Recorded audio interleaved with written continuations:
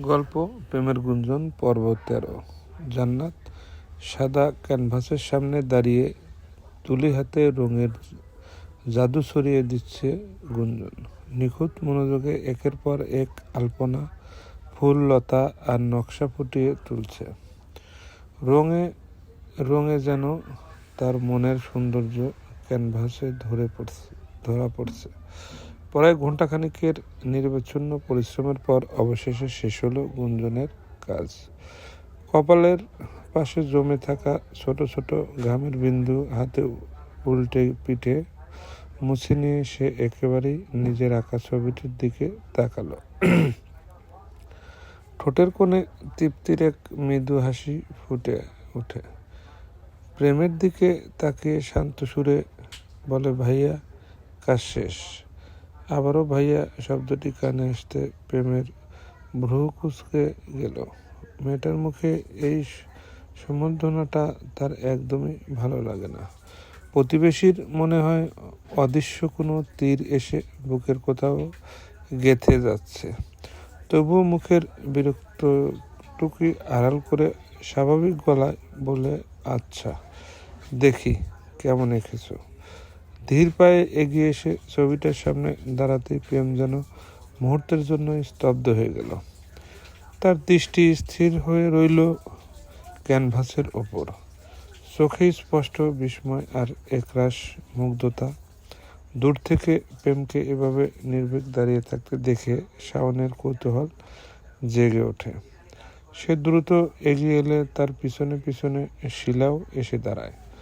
ছবিটির দিকে তাকিয়ে শিলার চোখ বিস্ময়ে ভরে বড় হয়ে গেল। কয়েক মুহূর্তে যেন ভাষায় হারিয়ে ফেলল সে। তারপর মুগ্ধ কণ্ঠে বলে উঠল, মাশাআল্লাহ, এ তো যেন কোনো আঁকা ছবি নয়, বাস্তবেই এক জীবন্ত দৃশ্য। গুঞ্জন, তুমি এত সুন্দর করে আঁকতে পারো? গুঞ্জন লাজুক হেসে নিচের দিকে তাকিয়ে রইল। প্রশংসা শুনে তার গাল দুটি হালকা লালচে আভায় রঙিন হয়ে ওঠে। অন্যদিকে প্রেম এখনো ছবিটার দিকে তাকিয়ে আছে। তার চোখে বিস্ময়ের রেশ এখনো কাটেনি। মনে মনে সে বলে, মেয়েটির প্রতিভা সত্যিই অসাধারণ। এত অল্প সময়ে এমন নিখুঁত প্রাণবন্ত একটি শিল্পকর্ম তৈরি করা যায় যে কারো পক্ষে সম্ভব নয়। সত্যি মেয়েটি সাধারণের মাঝে অসাধারণ।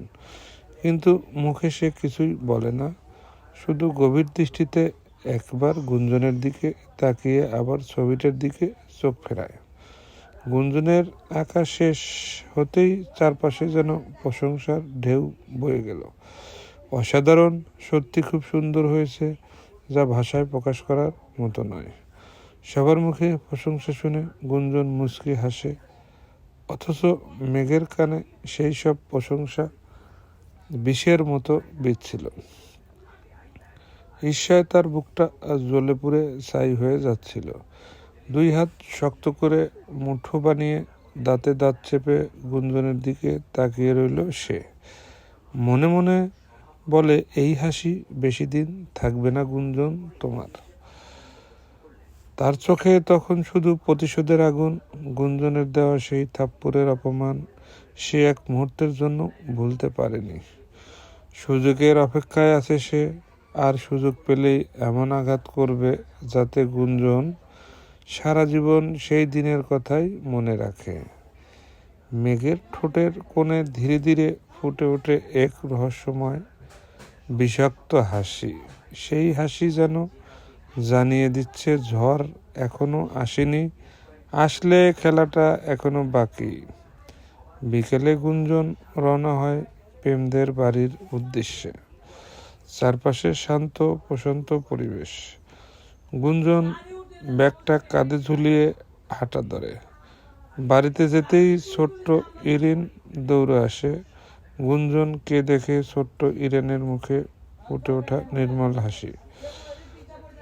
সেই হাসিতে মনে হচ্ছে সারা দিনেরই প্রতীক্ষার অবসান ঘটছে অবশেষে।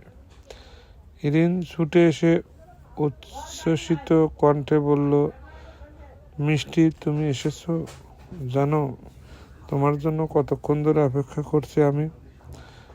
গুঞ্জনের ঠোঁটেও ফুটে ওঠে মুচকি হাসি। স্নেহভরা দৃষ্টিতে ইরানের মাথায় হাত বুলিয়ে দিয়ে বলে বলে সরি বুড়ি, আসতে একটু দেরি হয়ে গেল। আর দেরি করব না কিন্তু। ঠোঁট ফুলে অভিমানী গলায় বলে ওঠে ইরিন। গুঞ্জন হেসে মাথা নাড়াতে ভিতরের দিক থেকে এগিয়ে এলো নৌরিন। তার মুখে মৃদু হাসির রেখা। এই প্রথম দেখছি মিষ্টি তার টিচারের জন্য এত অধীর আগ্রহে অপেক্ষা করছে। অন্য কেউ পড়াতে এলে তো ওর মুখটা সবসময় ভার হয়ে থাকতো। নৌরিনের কথা গুঞ্জন হেসে তাকাতেই তার চোখে পড়ল নৌরিনের পাশে দাঁড়িয়ে থাকা এক মধ্যবয়স্ক ভদ্র মহিলার দিকে। মহিলার ব্যক্তিত্ব ছিল রাজকীয় সৌন্দর্য আর অভিজাত্যের ছাপ। বয়স ৪৫-এর আশেপাশে হলেও মুখে বয়সের রেখা খুব একটা স্পষ্ট নয়। দুধে আলতা গায়ের রং, টানা টানা দুটি চোখ, সুঠাম নাক আর ঠোঁটে মমতা মাখা মৃদু হাসি, সব মিলিয়ে তাকে দেখলেই এক ধরনের শ্রদ্ধায় জন্মায়। নৌরিন হাসি মুখে পরিচয় করে দিল গুঞ্জন, উনি আমার আম্মু। এই কয়েকদিন আম্মু বাসায় ছিল না, নানা বাড়ি গিয়েছিল। আর আম্মু এই হলো গুঞ্জন, ইরিনের নতুন টিচার। গুঞ্জন সঙ্গে সঙ্গে সম্মান জানিয়ে সালাম করল। সেলিনা বেগম স্নেহমাখা দৃষ্টিতে তার দিকে তাকিয়ে মৃদু হেসে বলল, মাশাআল্লাহ, তোমার কথা অনেক শুনেছি, আজ সামনাসামনি দেখে বুঝলাম। নৌরিন ও একটু বাড়িয়ে বলেনি, আর ইরিন তো তুমি বলতে পাগল। গুঞ্জন মুচকি হাসে। প্রেমের মায়ের কাছে গুঞ্জনকে খুব ভালো লেগেছে। মেয়েটার চেহারা যেন অন্যরকম এক মায়া আছে। তিনি কিছুক্ষণ তাকিয়ে থাকেন গুঞ্জনের দিকে। এরপর কিছুক্ষণ কথা বলে ওনারা চলে যান। এরপর কেটে যায় প্রায় ১ ঘন্টা। পুরোটা সময় জুড়ে গুঞ্জন ধৈর্য আর যত্ন নিয়ে মিষ্টিকে পড়াতে থাকে। তবে পড়াশোনার মাঝেও পরিবেশটা একেবারে গভীর হয়ে উঠতে দেয় না সে। কখনো কোনো মজার গল্প বলে, কখনো আবার ইচ্ছে করেই ছোট্ট ছোট্ট প্রশ্ন করে মিষ্টিকে হাসিয়ে তোলে। মিষ্টিও খিলখিল করে হেসে ওঠে, আর সেই হাসির রেশ জড়িয়ে পড়ে পুরো ঘর জুড়ে। গুঞ্জন ভালো করেই জানে, ছোট্ট শিশুদের শুধু বইয়ের অক্ষর শেখালেই হয় না, আগে জয় করতে হয় তাদের ছোট্ট মনটা। একবার সেই মন জয় হয়ে গেলে পড়াশোনার প্রতি আগ্রহ আপনা আপনি জন্ম নেয়। তাই সে কখনোই শিক্ষিকার মতো কঠোর না হয়ে বরং বন্ধু হয়ে ধীরে ধীরে মিষ্টির সাথে মেশার চেষ্টা করে। আর গুঞ্জনের এই আন্তরিকতায় মিষ্টিও যেন অল্প সময়ের ওর সঙ্গে এক অদৃশ্যের স্নেহের বন্ধনে জড়িয়ে পড়েছে। গুঞ্জন বিদায় নিয়ে ধীর পায়ে বেরিয়ে এলো। গেটের কাছাকাছি পৌঁছাইতে তার পা থেমে গেল। সামনে দাঁড়িয়ে আছে প্রেম, দুহাত বুকের উপর ভাঁজ করে, ঠোঁটের কোণে মুচকি হাসি। তাকে দেখে মনে হচ্ছে যেন সে গুঞ্জনের জন্যই অপেক্ষা করছিল। গুঞ্জন একবার তাকিয়ে চোখ সরিয়ে নিল। প্রেম মুচকি হেসে বলল, চলে যাচ্ছ? প্রশ্নটা শুনে গুঞ্জনের ভ্রু কুঁচকে গেল। লোকটা কি দেখছে না? সে তো স্পষ্ট বেরিয়ে যাচ্ছে। তবুও এমন প্রশ্ন। ঠোঁট বাঁকিয়ে খানিকটা টেরা ভঙ্গিতে উত্তর দিল, তাহলে কি এখানে থাকতে এসেছি নাকি? প্রেম বিন্দুমাত্র বিচলিত হয় না, বরং ঠোঁটের হাসিটা আরো একটু গভীর করে। করে বলে থাকতে পারো, নিষেধ করছে কে? গুঞ্জন বিরক্তিতে শব্দ করে মুখ ফিরিয়ে নিল। এক মুহূর্তেও আর সেখানে দাঁড়াতে ইচ্ছা করল না তার। প্রেমকে পাশ কাটিয়ে দ্রুত পা বাড়ালো, কিন্তু ঠিক তখনই প্রেমের কণ্ঠে ভেসে এলো পিছন থেকে, তোমার হাতে সত্যি জাদু আছে গুঞ্জন। প্রেমের কথা গুঞ্জন চলার গতিতেই থেমে যায়। প্রেম এবার ভিড় ভিড় করে বলে, সেই জাদুতেই বোধহয় আমাকে বন্দি করে ফেলেছ। কথাগুলো এতটাই নিচু স্বরে বলা যে গুঞ্জনের কানে পৌঁছালো না। তবে প্রথম কথাটুকুই তাকে থামিয়ে দেওয়ার জন্যই যথেষ্ট ছিল। কয়েক সেকেন্ড স্থির হয়ে দাঁড়িয়ে রইল সে। পিছনে ফিরে তাকানোর ইচ্ছা হলো, নিজের মনকে শক্ত করে দমন করল। সে জানে প্রেম কেন এমন কথা বলছে। মুখে কোনো উত্তর না দিয়েই গুঞ্জন আবার হাঁটা শুরু করলো। আর প্রেম স্থির দৃষ্টিতে তাকিয়ে রইল তার দূরে সরে যাওয়া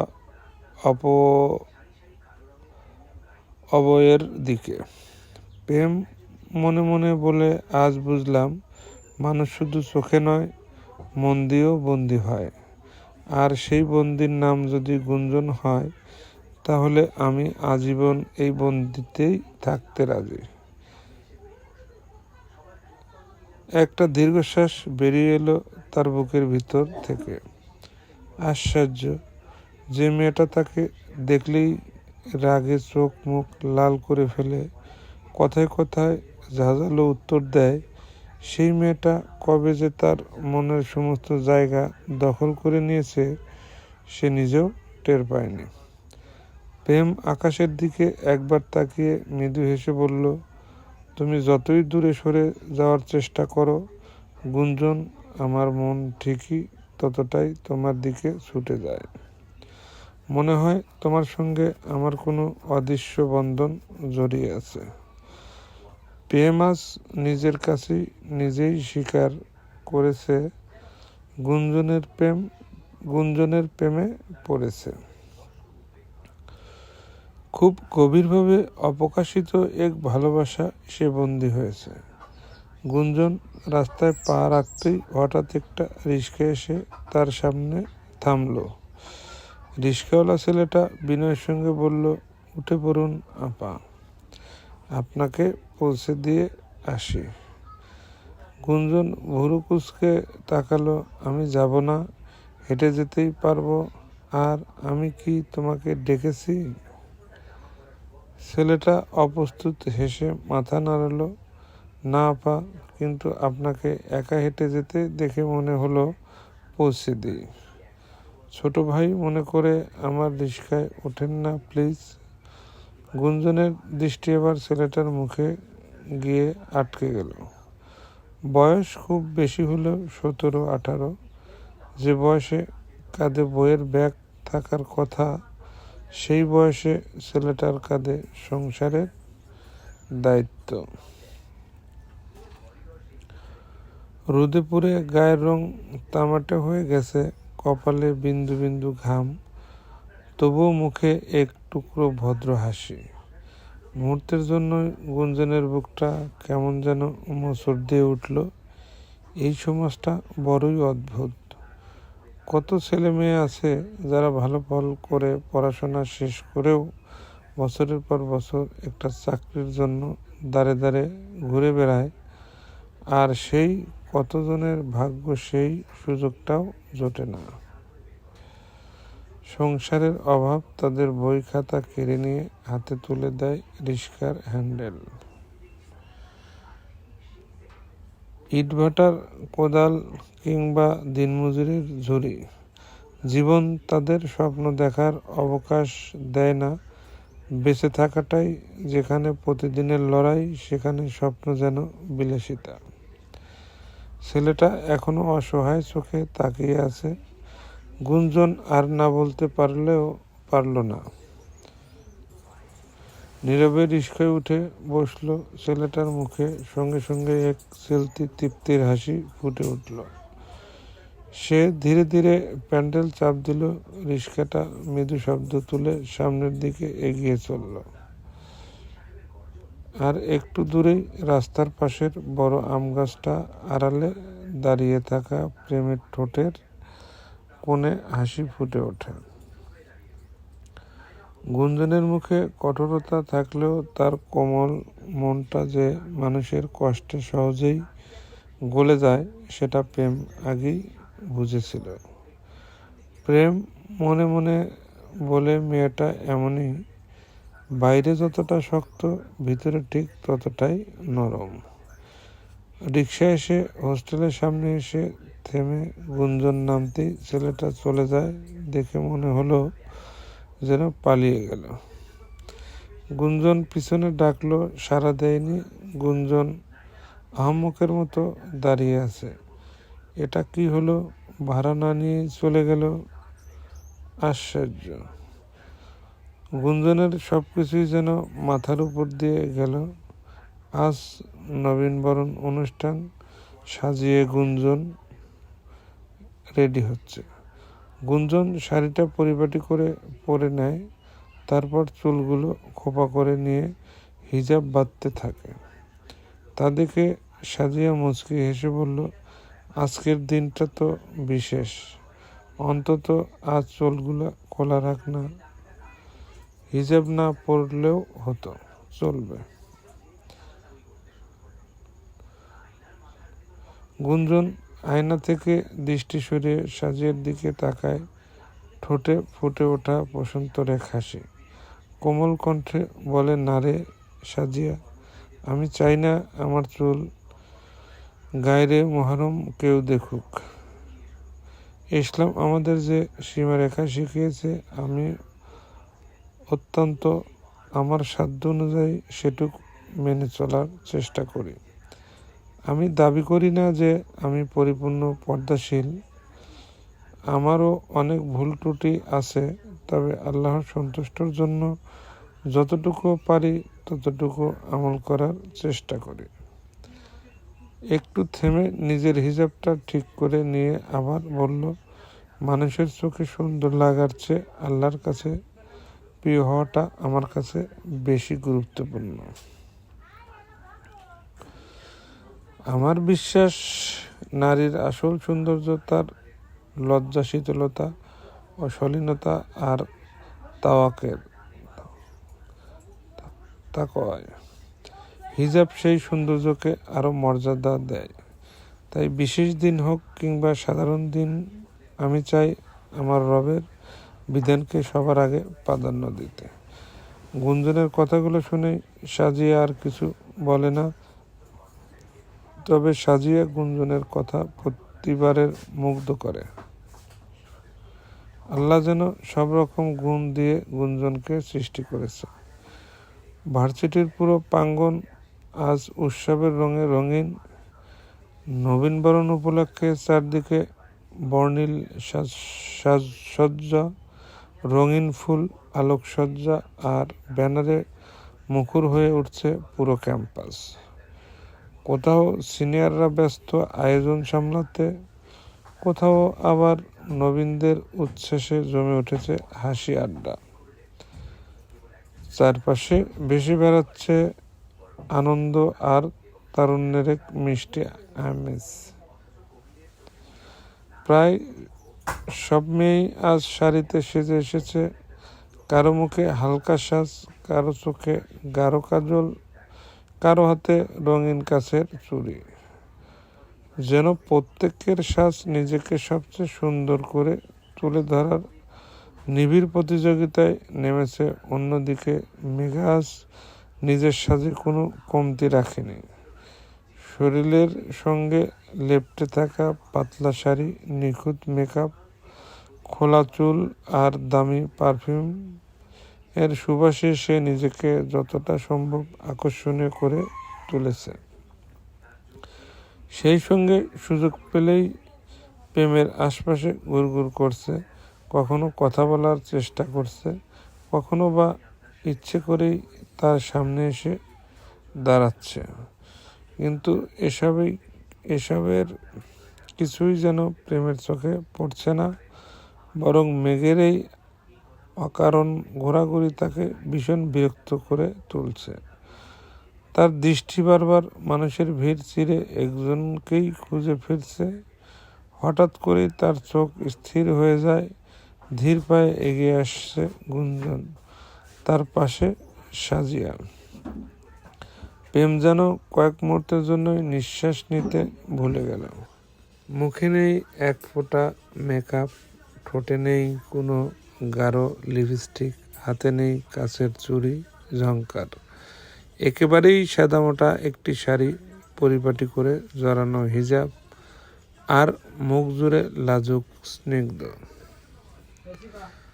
প্রশান্তি। কোনো কৃত্রিম সাজ নেই, কোনো বাড়তি আড়ম্বনাও নেই, তবুও আজ সবার মাঝে গুঞ্জনকে সবচেয়ে আলাদা লাগছে। প্রেমের মনে হলো সৌন্দর্য হয়তো প্রসাধনীর রঙে নয়, সৌন্দর্য লুকিয়ে থাকে ব্যক্তিত্বে, লজ্জা ভরা চোখে আর সরলতার অপার্থিব দীপ্তিতে।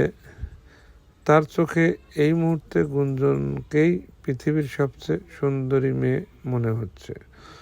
অন্যদিকে সাজিয়াকে দেখেও এক নজরে হার্টবিট দ্রুত বেগে ছুটছে। সেও মুগ্ধ দৃষ্টিতে তাকিয়ে আছে সাজিয়ার দিকে। চলবে পরবর্তী গল্প পেতে অবশ্যই এই চ্যানেলটি সাবস্ক্রাইব করতে ভুলবেন না। ধন্যবাদ।